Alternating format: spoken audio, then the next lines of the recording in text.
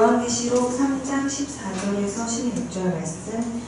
라오디게아 교회의 사자에게 편지하라. 아멘이시오 충성되고 참된 증인이시오 하나님의 창조의 근본이시니가 이르시되 내가 내 행위를 아노니 내가 차지도 아니하고 뜨겁지도 아니하도다.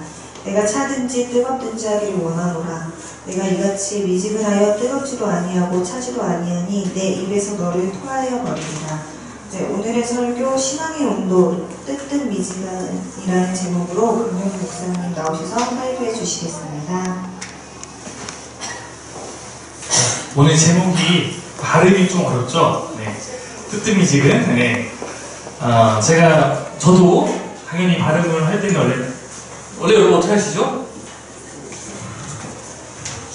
좀 뜨뜻 미지근 아니면 네, 이런 식으로 많이 쓰는데 제가 찾아본 결과 국어 사전에는 뜨뜻 미지근이 맞다고 해서 저희가 이렇게 제목을 잡았습니다. 아마 의미는 다 통할 거라고 생각합니다. 네, 말씀을 나누겠습니다. 초대교회 가운데 하나였던 라오디게아 교회는 이 한마디로 모든 것을 표현할 수 있는 교회였습니다. 뜨뜻 미지근. 차지도 않고 뜨겁지도 않다. 이것이 라오디게아의 신앙의 온도였습니다.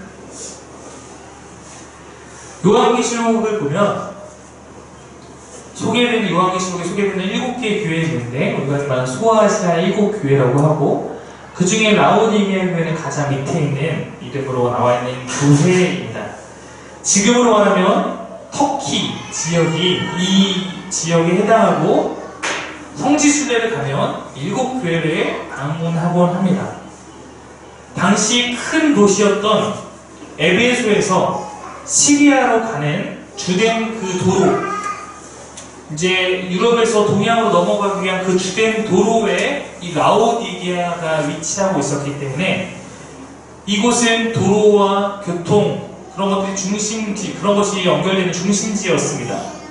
그러한 주변의 환경으로 인해서 이곳은 부유하고 사람들이 많이 모이고 주목받는 그런 교회가 되었습니다.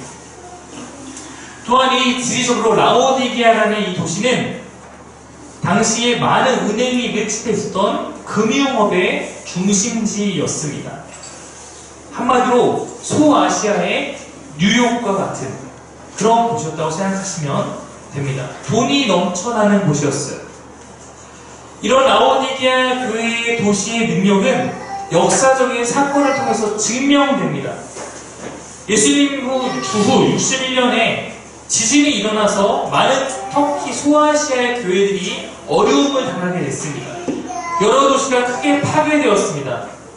다른 도시들은 이제 로마 황제의 도움을 입어서 가까스로 복구를 하고 있는데 라오디게아만큼은 스스로 도시를 복구하는 경제력을 갖고 있었기 때문에 스스로 도시를 복구했던 그런 기록들이 남아있기도 합니다. 돈이 많은 지역이었다. 금융업의 중심지였다. 이것이 라오디게아 교회, 라오디게아 도시의 특징이었다면 이곳을 유명한 것이 몇 개 더 있습니다. 또한 이 지역은 검정, 모직, 천 생산으로 유명한 곳이었습니다. 그렇기 때문에 의류도 굉장히 많았고 도시에는 고급 천들이 넘쳐나는 그런 도시였습니다. 그리고 또 하나 유명한 것이 있었는데 당시에 의학 학교가 이곳에 있어서 특별히 의학 중에서도 눈에 대한 안약을 만드는 것으로 유명한 그런 도시였습니다. 즉 부유하고 고급 천이 많고 안약이 제조되었던 대단했던 도시. 그런데 이러한 그들의 대단한 겉모습과 달리 그들의 영적인 모습은 그 라오디게아에 있는 교회의 모습은 형편이 없었습니다. 3장 17절 말씀 한번 띄워주십시오. 한번 읽겠습니다. 시작. 내가 말하기를 나는 부자라 부유하여 부족한 것이 없다 하나 내 공고한 것과 가련한 것과 가난한 것과 눈먼 것과 벌거벗은 것을 알지 못하는 것. 그들은 스스로 부유하고 우리는 부족한 것이 없다고 말하나 그들의 영적인 상태는 곤고하고 가련하고 가난했습니다. 그들은 안약으로 유명했으나 그들의 영적인 상태는 눈먼 상태였습니다. 그들은 고급 천으로 유명했으나 그들의 영적인 상태는 벌거벗은 상태였다. 이렇게 말하고 있다는 것입니다. 그들이 가지고 있는 여러 가지 자랑거리가 있었으나 정작 그들의 영적인 상태는 그와 정반대로 부족하고 빈곤했다는 것입니다. 이런 라오디게아 교회에 대해서 주님은 이 교회에 대한 모습을 진단하시고 이 교회에 대해서 권면하시면서 그것 역시 이 도시가 갖고 있는 상황에 빗대어 생생하게 표현하고 있습니다. 라오디게아가 참 그렇게 여러 가지가 많이 있고 발전된 도시였는데 이곳에 부족한 것이 하나가 있었습니다. 그 부족한 것은 무엇이었냐면 라오디게아에 없는 것이 있었는데 그것은 물이었습니다. 물이 도시에 많지 않았기 때문에 여기는 이제 여기 라오디게아부터 10km 정도 떨어진 히에라폴리스의 온천으로부터 물을 공급받아 사용했습니다. 예전에 얼마 전에 TV에 선을 넘는 국경 넘어서 타는 그런 선을 넘는 녀석들이라는 걸 보면 여러 가지 이렇게 국경을 오가는 그런 도시의 모습을 보였는데 이쪽 지역에 가면 정말로 긴 관을 통해서 먼 곳에서 한 경사를 한 5도 정도만 줘서 물이 계속 이렇게 올 수 있도록 몇 킬로를 물을 끌어오는 그런 어떤 흔적들이 아직까지도 존재하는 것을 볼 때가 있는데 아마도 그런 식으로 해서 10km 먼 지역에서 물을 공급해서 도시가 물을 사용하고 있었던 것입니다. 이 온천수는 처음에 10km 떨어진 히에라폴리스에서 출발할 때는 매우 따뜻하게, 온천수가 따뜻하게 출발합니다. 근데 여러분 10km를 대나무강 같은 거 타고 쭉 옵니다. 그러면 한 라오디게아쯤 오면은 물이 이미 식은 겁니다. 또한 이 물은 석회가 많이 나와 석회성 물이었습니다. 먹을 수는 있습니다. 석회성 물도. 근데 석회성이 많은 물이기에 이게 뜨겁게 먹거나 차갑게 먹을 수 있는데 미지근하게 먹기는 굉장히 역합니다. 그러니까 라오디게아 사람들은 이 물을 받아서 먹을 때 항상 펄펄 끓여서 먹든지 아니면 착 냉각해서 먹든지 이렇게 먹지 미지근한 상태로는 이 물을 잘 마시지 않습니다. 예수님은 이들이 잘 알고 있는 이 라오디게아 사람들이 알고 있는 이런 상황에 빗대어서 그들의 모습을 말씀하고 계신 것입니다. 3장 15절 16절 한번 읽어보겠습니다. 시작. 내가 내 행위를 아노니 내가 차지도 아니하고 뜨겁지도 아니하도다. 내가 차든지 뜨겁든지 하기를 원하노라. 내가 이같이 미지근하여 뜨겁지도 아니하고 차지도 아니하니 내 입에서 너를 토하노라. 미지근한 물을 먹을 수가 없는 것처럼 너희가 뜨겁든지 차든지 해야 되는데 지금 너희는 이러지도 않고 저러지도 않은 상태니까 내가 너희를 토하여 버려야 될 것 같다. 너희의 신앙 상태가 이렇다라고 말씀하고 계신 것입니다. 애매모호한 신앙의 모습이라는 것이죠. 이것이 무엇일까? 아마도 이런 모습이 아니었을까요? 아예 뭔가 한쪽으로 다 치우쳐 있으면 좋겠는데 교회에 다 나오는 것 같아요. 교회는 많이 나오는데 그냥 교회만 오고 뭐 신앙이 들어오지도 않고 그냥 와서 앉아만 있다 가고 안 나오는 것도 아니고 나와서 뭐 하는 것도 아니고 아마 이런 사람들이 많이 있었던 교회. 교회라고 이름 붙여서 잘 그래도 뭔가 돌아가고 있는데 교회로서의 영향력은 전혀 발휘하지 못하는 그런 교회. 사람들의 성도의 모습은 교회에 한 발 묻혀 있고 교회에서도 어지간히 하고 있고 세상에서도 반 정도 빠져 있어서 세상에서도 또 그렇게 빠져 살아가는 어지간히 신앙생활하고 어지간히 죄 지으며 살아가는 모습. 아마도 이것이 그들의 뜨뜻 미지근한 그런 모습이었을 것입니다. 제가 한번 소개한 적이 있는 시인데 하나님을 우리도 원하긴 원하지만 그렇다고 간절히 원하기 싫어하는 우리의 모습을 빗댄 시가 하나 있습니다. 제가 한번 읽어드리겠습니다. 이 빌버리스의 3달러어치 하나님이라는 시입니다. 3달러는 3,000원 정도로 생각하시면 되겠죠. 시를 제가 읽어보겠습니다. 나는 주님의 작은 일부만을 사고 싶습니다. 내 영혼을 깨뜨리지 않을 정도만, 수면에 방해받지 않을 만큼만, 내 인생이 사로잡히지 않을 만큼만, 그저 따뜻한 우유 한 잔만큼만이면 됩니다. 내 죄책감을 조금 누그러뜨릴 만큼이면 좋겠습니다. 나는 $3어치만 하나님을 사고 싶습니다. 호주머니에 넣을 만큼의 사랑이면 충분합니다. 나로 하여금 흑인을 사랑하도록 만들 정도라면, 혹은 이민자들과 사탕무를 주우러 함께 달리게 할 정도라면 곤란합니다. 내 마음을 바꾸지 않아도 될 정도만, 시간이 날 때 교회에 가고 싶은 마음이 들 정도만, 햇볕을 받으며 낮잠을 즐길 수 있을 정도면 됩니다. 나는 완전한 변화를 원하는 것이 아니라 황홀함을 원합니다. 다시 태어나는 것을 원하는 것이 아니라 모태에 머물러 그 따스한 온기를 즐기며 지내기를 원합니다.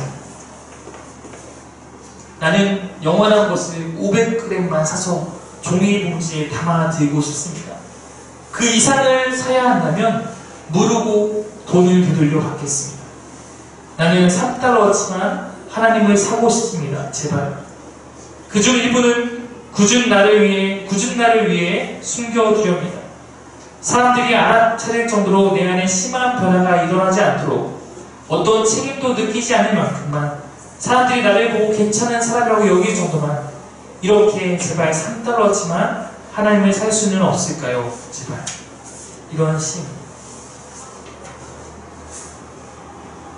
우리가 잘 그리는 신앙인의 좀 멋들어진 모습 있지 않습니까? 가끔 이렇게 뭐 그런 인스타나 이런 데 올라오는 것처럼 묵상집 하나, 성경책 하나 딱 창가에 해 잘 들게 딱 떨고 옆에 커피잔 하나 올려놓고 오늘도 주님과 함께하는 하루, 네, 이런 모습만 느끼고 보여주고 싶은 혹시 신앙인이라면 어쩌면 이런 모습이 아닐까. 내 막 주님의 명령들과 그 사명감을 위해서 내 잠을 일깨우고 고민하고 이런 거 말고 편안하게 주님이 주신 온기만 느끼고 싶은 딱 그 정도의 신앙생활을 하고 싶은 마음, 이런 마음이 우리에게 있는 것이 아닌가, 오늘 이 시를 지은 사람은 역으로 묻고 있는 것 같습니다. 하나님을 아는 사람 가운데 하나님을 싫어하는 사람은 없어요. 다 하나님을 붙들고 싶어는 합니다. 그러나 그로 인해 내 삶에 큰 변화가 생기는 것, 내가 뭔가 포기해야 하는 것은 싫어합니다. 그렇다고 하나님을 놓기도 싫습니다. 어느 정도만 그렇게 적당히 믿고 싶어 합니다. 그런데 제가 성경을 공부하고 성경을 읽을수록 놀라운 사실을 발견합니다. 주님을 그렇게 믿는 사람 중에 지금 주님과 함께 있을 것이라 확신할 수 있는 이는 없다. 만약 성경에서 적당한 신앙으로 구원을 약속받은 사람이 있다면 제게 알려주십시오. 그런 믿음으로 주님께 칭찬받은 사람이 있다면 제게 가르쳐 주십시오. 예수님을 찾아왔던 부자 청년의 이야기는 잘 아실 것입니다. 그는 신앙생활을 나름 굉장히 잘하고 있는 사람이었습니다. 율법도 잘 지키고 있었고 구제 사역, 예배 생활 다 잘하고 있었습니다. 하지만 그에게 포기 못하는 것이 있었죠. 그에게는 그것이 재물이었습니다. 주님은 그에게 물으십니다. 너 그거 다 버리고 나 따를 수 있겠니? 성경에 이렇게 말하고 있습니다. 그 사람이 재물이 많은 고로 이 말씀을 인하여 슬픈 기색을 띠고 근심하며 돌아갔다. 근데 이 사람이 돌아간 것이 문제가 아니라 그 모든 모습을 옆에서 지켜보던 제자들에게 난리가 났습니다. 제자들이 이 모습을 보면서 깜짝 놀란 겁니다. 당시 사람들은 부유하면 하나님이 축복받은 것이라고 여기는 그런 관념이 있었습니다. 이 사람은 겉으로 봤을 때는 율법 생활도 열심히 하고 예배 생활도 열심히 하고 구제 생활도 열심히 하니까 하나님께 축복한 사람인 것처럼 그들은 다 보았는데 이 사람에게 주님께서 이런 사람은 하나님 나라에 갈 수 없다고 말하는 거 보니까 이 청년이 포기하지 못하고 돌아갈 때 부자가 하나님 나라 가는 것이 어렵다고 말하는 보고 나니까 제자들에게는 이런 고민이 생긴 거예요. 저 사람도 갈 수 없다면 그럼 누가 구원을 받을 수 있겠는가?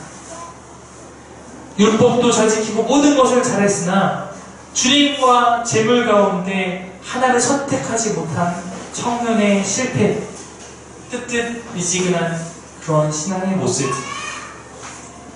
제자들은 궁금해합니다. 누가 이런 문제를 극복할 수 있겠는가? 그런 사람이 있겠는가? 그 말씀에 비해서 성경이 말하는 것은 사람으로서는 할 수 없으나 하나님께서 능히 하실 수 있다. 사람의 힘으로는 포기 못할 수 있으나 내 삶이 성령님께 맡겨졌을 때 성령님이 내 안에서 내 마음을 변화시키고 그로 인해 살 수 있다는 애매모호한 대답을 하는 것처럼 보입니다. 그런데 그것을 실천하는 사람을 우리에게 더 보여줍니다. 한번 읽겠습니다. 시작. 삭개오라 이름하는 자가 있으니 세리장이요 또한 부자라.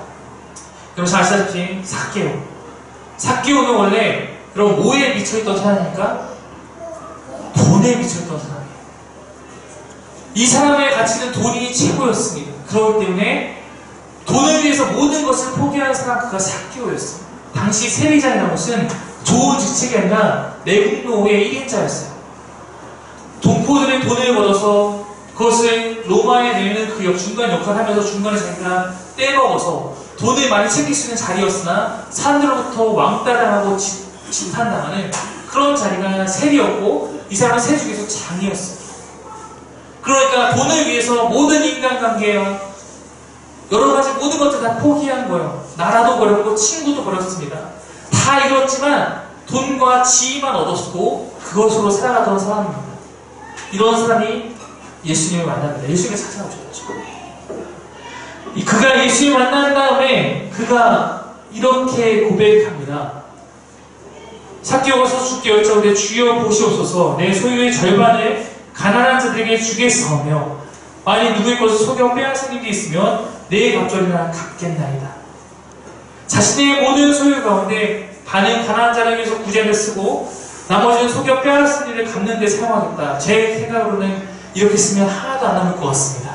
다 속여 빼앗았을 텐데 그는 앞서서 부자 청년이 극복하지 못한 그 실패를 극복한 모델로 성경에 등장합니다.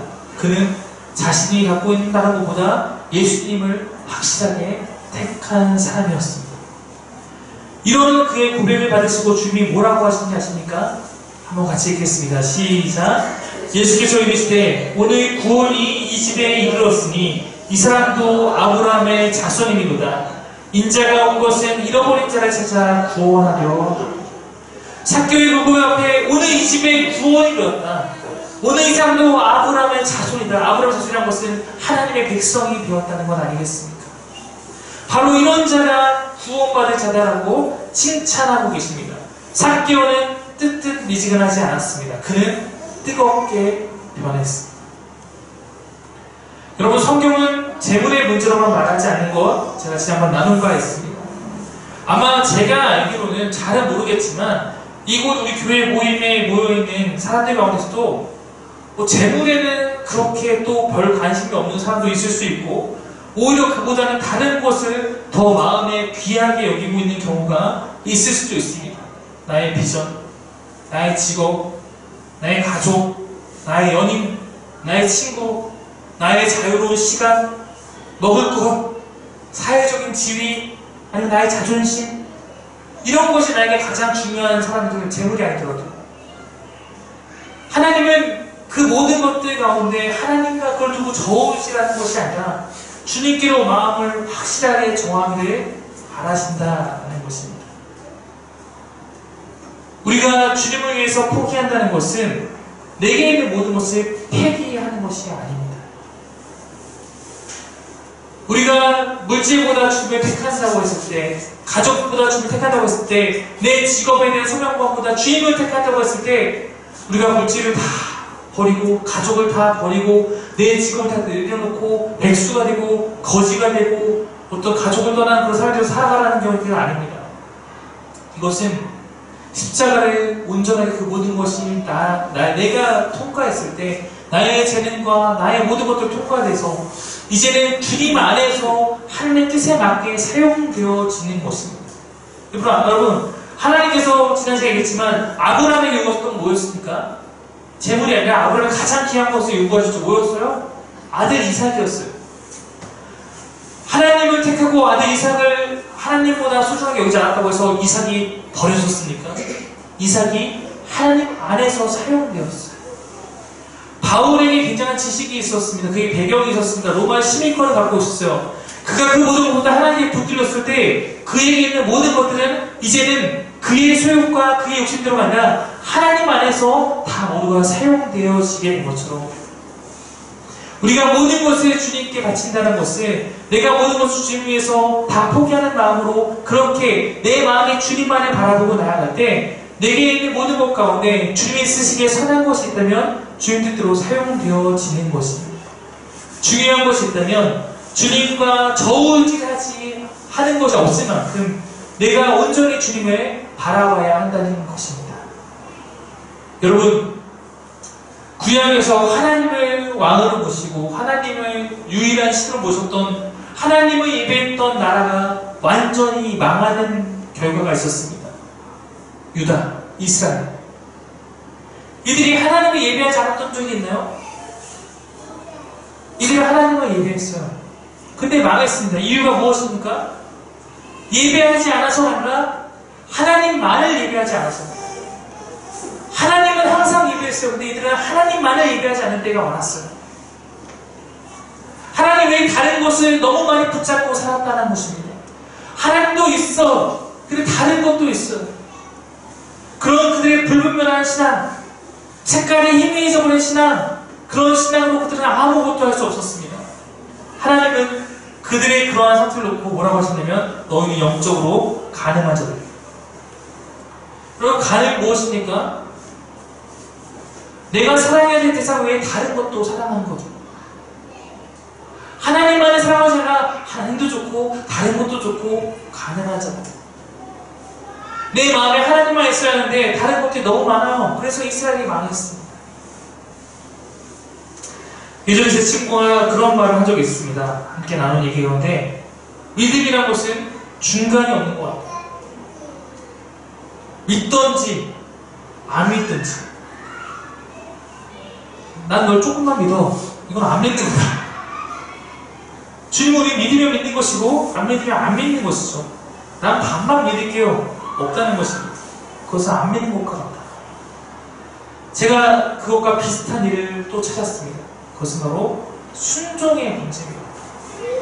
여러분 순종이라는 것은 순종하는 것과 안 하는 것밖에 없습니다. 그냥 조금만 순종할게요 하는 순간 이미 그것은 순종이 아니죠. 만약에 그것 순종이라고 하면 그것은 금에다가 다른 광물을 섞어놓고 이건 순금이야 라고 우기는 것과 똑같습니다. 여러분 주님은 순종의 삶을 사셨습니다. 그는 순종했죠. 그래서 말씀해보면 그는 아들이시면서도 하나님의 아들이시면서 받으신 고난으로 순종함을 배웠고 그로 말하면 온전하게 되셨은지 자기에게 순종하는 모든 자에게 영원한 구원의 근원이 되셨습니다.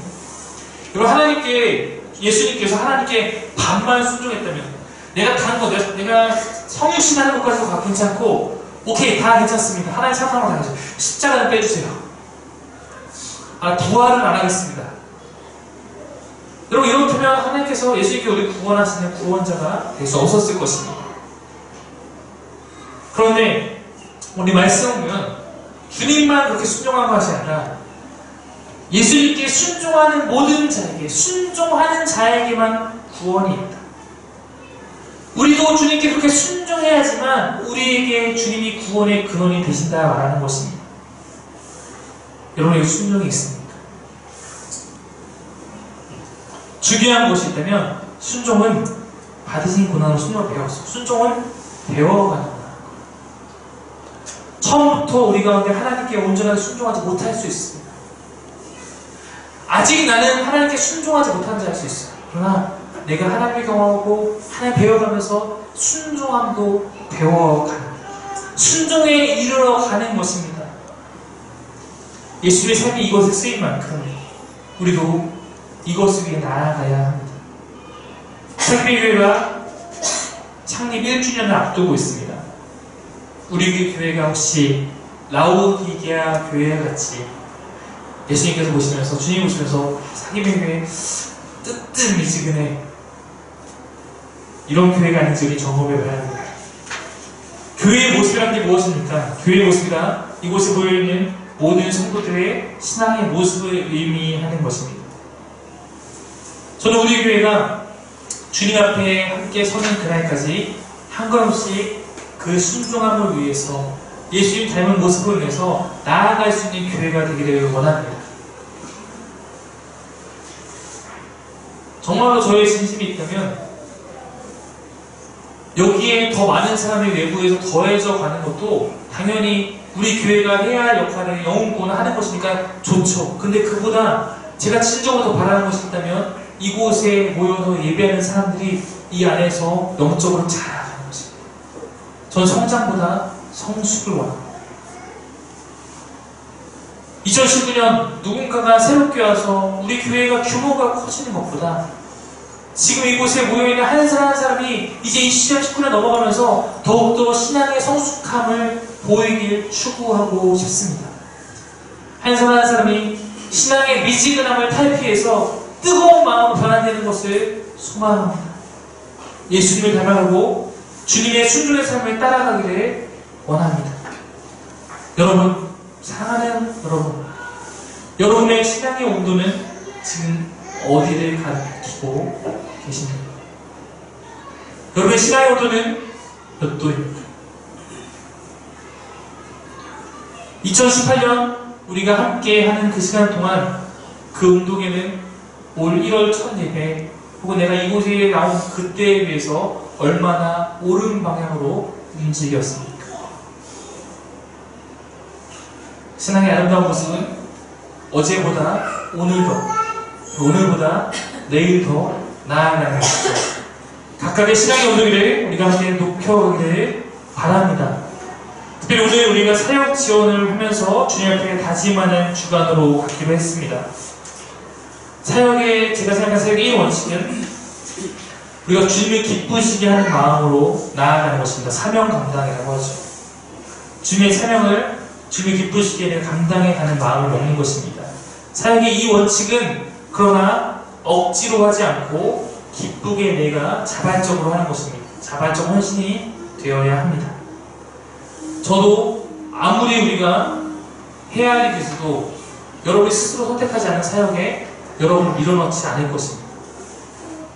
사역의 3원칙은 자신을 점검하고 내 안에 사랑을 점검하는 것입니다. 무슨 얘기냐면 내가 정말로 사역할 수 있을 만한 신앙의 상태인가를 점검하고 내가 사역을 하는 것이 정말 주님을 사랑하고 교회를 사랑하는 마음으로 사랑으로서 사역하는 것인가 점검해야 합니다. 네 번째, 사역의 4원칙은 성령님께서 주시는 마음에 순종하는 것입니다. 때로는 내 마음 가운데 부담이 있을 수 있겠지만 성령님께서 내 마음을 주실 때 그것을 순종하는 훈련을 해야 하지만 삭개오와 같이 우리도 주님께 나아갈 수 있기 때문입니다. 내가 잘하기에 맡기는 사역이 아니라 잘할 수 있는 자가 되도록 맡기시는 사역입니다. 주님은 베드로의 신앙이 다 절망에 놓여있을 때, 주님을 배신하고 홀로 도망가서 있을 때 그를 찾아가서 그에게 놀랍게 사명을 맡기셨습니다. 내 양을 치라, 내 양을 먹이라. 가장 신앙이 없는 자에게 너 신앙 회복해라 라가 아니라 너 나와 함께 일하자 말씀하셨습니다. 내가 아니어도 누군가, 만약에 이곳에 누군가도 할 수 없는 일이 있으면 목사가 할 것입니다. 저도 할 수 없다면 그 사역은 우리 교회에서 내려놔야 돼, 사라져야 할 사역으로 저는 믿을 것입니다. 사라져야 할 사역이라면 주님의 뜻이라 여기며 우리는 순종할 것입니다. 그러므로 이제 곧이어 사역 지원할 때 부담감을 갖고 정말 억지로 사역을 마치지 마십시오. 기도하고 성령께 순종하기 노력하되, 그러나 그 안에 내 안에 자발적 헌신과 성령님이 주시는 마음 가운데 반응하고 싶은 내 안에 그런 마음이 있을 때 나아가야 한다고 믿습니다. 저는 이 결단을 통해서 과연 우리 교회가 2019년 어느 정도의 마음으로 주님께 나아갈 수 있을까 신앙의 온도를 살필 것입니다. 다만 바라는 것은 여러분의 믿음의 결단대로 성령의 음성 앞에 순종하는 마음으로 우리가 함께 결단하여 우리의 소중한 한 해가 하나님께 기쁘게 되어지기를 소망합니다. 주님께서 이끄시는 교회, 주님 앞에 우리의 순종하는 마음들이고요. 어제보다 오늘 더, 올해보다 내년에 더욱 주님께 나아갈 수 있는 교회가 되기를 간절히 바랍니다. 함께 기도하고 싶습니다. 함께 찬양하며 기도하겠습니다.